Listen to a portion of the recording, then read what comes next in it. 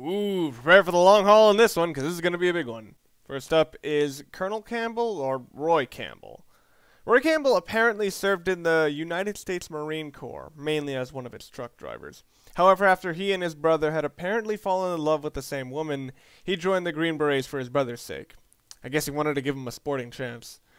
In 1970, him and his squad were sent out to investigate a secret Soviet missile base when they were ambushed by the CIA's rogue Fox unit, which took over the base.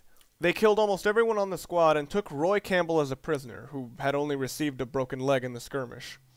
The rest is pretty much the plot to Portable Ops, which I'm not going to spoil for noobs. After the plot of Portable Ops, Foxhound was officially established, with Campbell as a tactician and executive officer. This goes into vague time, but in the late 80s, Roy Campbell apparently had an affair with his brother's wife, which is still totally not cool at all. Both Roy and his brother Matt weren't aware for some time that Meryl was actually Roy's daughter and not Matt's, though Roy and Meryl were always very close. Matt Campbell died during the Gulf War, and at some point Roy got married. After the plot of Metal Gear 1 on the MSX, Campbell was appointed commander of Foxhound, added his personal touch to the way the unit handles itself, and got some awards in the process. In December of 1999, Campbell enlisted former Foxhound agent Solid Snake for Operation Intrude F-014. This is where they are in Zanzibar. Colonel Campbell is the only other person besides Solid Snake himself that knows that Snake killed Big Boss while he was there. After that, he retired from Foxhound, and this game happened. Personality-wise, they make Roy Campbell seem like another typical old commander type. But this entire game, it's suspected that he has other objectives. He has joking moments, but almost everything he does here comes off as straight-up commander. Later games portray him as a bigger romantic and give him some more humorous moments than he has here. His only real complexity comes from his relationship to Solid Snake and Meryl, though the latter is done rather passively. Colonel Campbell is voiced by Paul Aiding in English, originally under the alias Paul Otis, and Takashi Ueno in Japanese. This is for all the games Colonel Campbell has appeared in, except for his younger self in Portable Ops. From what I've heard, Takashi Ueno isn't bad, but it isn't anything spectacular. He just sounds like an old man in the original game. Keep in mind, though, there may be subtleties that escape the language barrier that exists. People have said that Paul Aiding turned in a really bad performance for the reshoot of Twin Snakes, but I think it's more of a direction thing. He did get into scenes a little better in the original game, but I noticed that in both Guns of the Patriots and in Twin Snakes, he turned in a rather subdued performance. This leads me to believe they wanted him to sound this low-key, especially when I hear a few other roles he's played, and he does very well. Paul Aiding turns in a good performance, but even I will admit the performance in the original game was more engaging. Other roles that Paul Aiding are known for are the Judaker Alderus in StarCraft and Max Tennyson in the various Ben 10 series. Takashi Ueno, who sadly passed away earlier this year, has voiced Jinpachi Mishima in Tekken 5, Dakuan in Ninja Scroll, and Rihaku in The Fist of the North Star. Colonel Campbell has appeared in 8 games. Okay, well, with Naomi Hunter, I can't exactly tell you her backstory because it's basically told in its entirety in this game. So I'll instead talk about her personality and the bit of an issue with her accent. A lot of people seem to like Naomi, but I've always thought she was kind of a bitch who randomly talks about subjects she feels other people need to learn when her previous tactics for learning these turned out to be kind of stupid. As for her accent, the original backstory was that she was raised in South Africa, the accent of which isn't too far off from an English accent. However, the only way to confirm this was to find an off-the-beaten-path guide not already included with the game. Presumably, they decided to remove the accents from her and Mei Ling so that they don't distract too much by creating too many questions with incredibly roundabout answers. In Japanese, Naomi was voiced by Hiromi Suru, whose performance sounds good, but for some reason, she just doesn't do anything for me. Again, I think this is something with the language barrier, so you can look up clips and judge for yourself.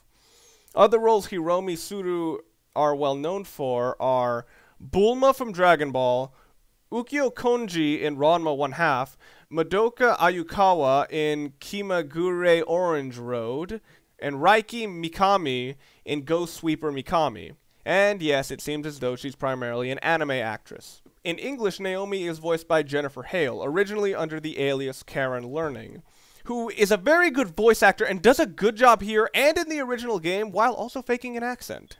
I've never been able to appreciate her work that well in this series, though, because of the problems I've already mentioned with the character herself. But the moments I thought she shined were in Act 2 of Guns of the Patriots, where Hale shows a great bit of range considering how all over the place Naomi was in that chapter. This is where I talk about other work that Jennifer Hale has been in, but Jesus! She's worked on so many different series and done so well in so many of them, it's hard to know where to start. Most of you will probably know her best, though, as the voice of female Commander Shepard in the Mass Effect games. Okay, well, I don't, because I haven't played the games yet, but that little detail will probably lead me to play as Fem Shep once I actually get the games. I know her more as the current voice of Phoenix in Marvel vs. Capcom 3, and the voice of Miss Marvel in the ongoing Avengers Earth's Mightiest Heroes, which is an awesome show, by the way. Other noteworthy ones to me include Emma Emmerich in Sons of Liberty, again, really impressive range, Samus Aran in the Metroid Prime games, Avatar Kyoshi in Avatar The Last Airbender, Alexandra Roivas in Eternal Darkness Sanity's Requiem, and I'll mention this last one because I have a soft spot for this character, Black Cat in the 90s Spider-Man cartoon and the 2000s Spider-Man video game. Wait, I'm supposed to be talking about Naomi Hunter, right? Naomi Hunter has appeared in 3 games. Mei Ling grew up with apparently very well-read parents because they somehow led her to become someone who is very well-versed in a ton of literature, from Shakespeare to Chinese proverbs, which, in my experience, is actually kind of rare among science majors. Apparently she had a love of fighter pilots from watching movies when she was younger and wanted to be one without actually having to kill anybody. After learning that the Air Force needed people to perform battle damage assessments, she majored in aerial photography and air intelligence at MIT, becoming an expert in the field and joining the ROTC. Her heart was then broken by the fact that there are no pilots who do just battle damage assessments, and that her vision was apparently so awful she failed the aptitude test, so she withdrew from the ROTC programs. She then worked alongside more scientists, and in the process invented some pretty awesome radar and communication systems that Snake is actually using in this mission. And that's about it. She's supposed to be one of the youngest characters in this game, with the only competition being Meryl, who's, again, supposed to be 18.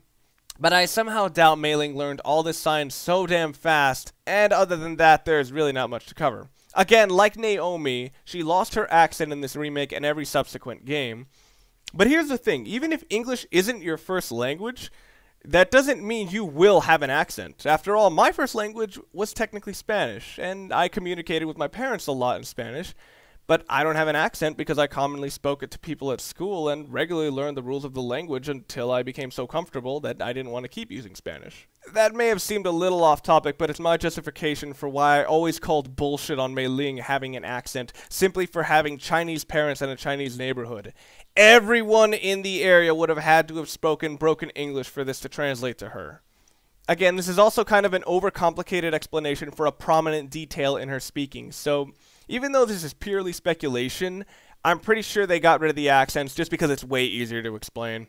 Personality-wise, she's kind of a moe character. She has a cute demeanor while also getting a little emotional over certain subjects if you bring them up to her. And that's about as far as her character goes without mentioning the dozens of quotes she has. Mei Ling's Japanese voice actor is Huko Kuishima, and I can't find any videos showing her work in this game, so I can't really comment. If you've heard her performance in this game, and you'd like to know other stuff she worked on, she was Yurika Musimaru in Martian Successor Nadeshiko, Flay Alstar in Mobile Suit Gundam Seed, and Sango in Inuyasha. Mei Ling's English voice actor is Kim My Guest, originally under the alias Kim Nyun in the original game, who is very good in this role, but her performance is held back because Mei Ling mainly acts as someone to point out things, so she isn't one to emote very much, and most of the time she does, it's written in a way that's kind of jarring.